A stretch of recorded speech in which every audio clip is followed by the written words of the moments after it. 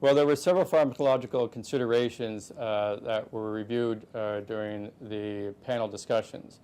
In particular, what we wanted to do was keep the choices simple and to keep the recommendations consistent with which is already being reflected in the daily care of these patients.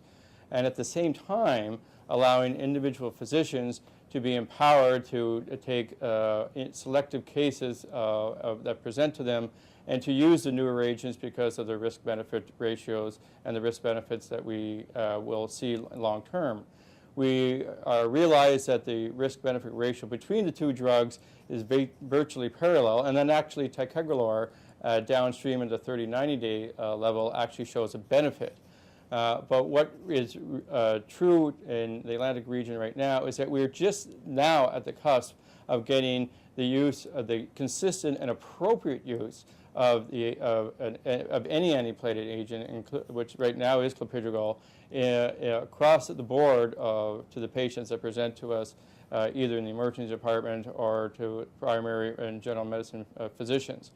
So it was important to reflect that recent success and trying not to muddle the waters to introduce a new procedure and a new agent to saying this is how we have to change over to, and then to wait and hope that that change would be effective. We know that the two agents have a similar initial risk benefit curve to evaluate, but that ticagrelor has a higher bleed potential and non-cabbage major bleeds. So we felt that if we had patients that were clear-cut or that were needing to go to the cath lab or potentially to the operating room, that it was important that those information be brought to the table when it came to selection of which agent is to be used. We, again, wanted things to reflect the reality of Atlantic Canada, the patient population that we deal with, and the struggles that have needed to get to where we are to finally get consistent management of ACS patients brought to the forefront.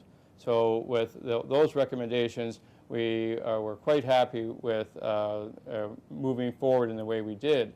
We also don't have a whole lot of experience with ticagrelor right now.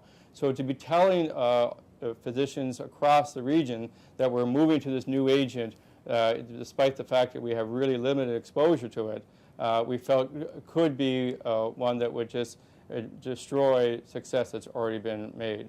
So again, we felt that the choice remains, the choice is encouraged, and that we felt that this guideline truly is an empowering document.